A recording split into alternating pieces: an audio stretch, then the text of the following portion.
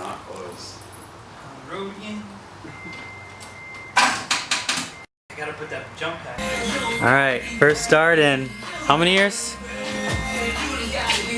Who knows?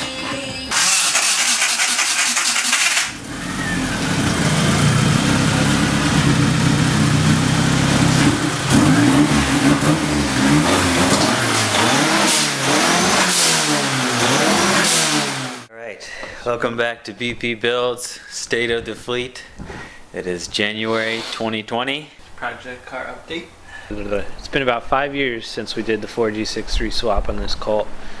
And since then, nature has brought the chassis back to earth by...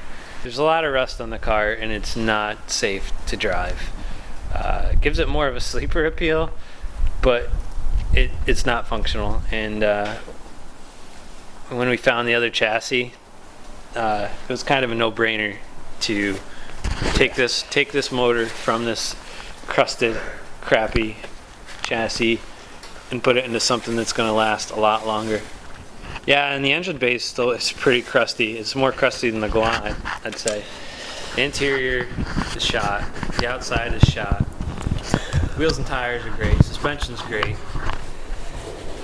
The motor is great.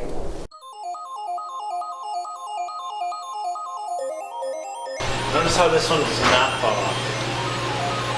This is a 1988 Dodge Colt. Was that the first year? I'm not sure, but it's got a JDM tag on the door sill.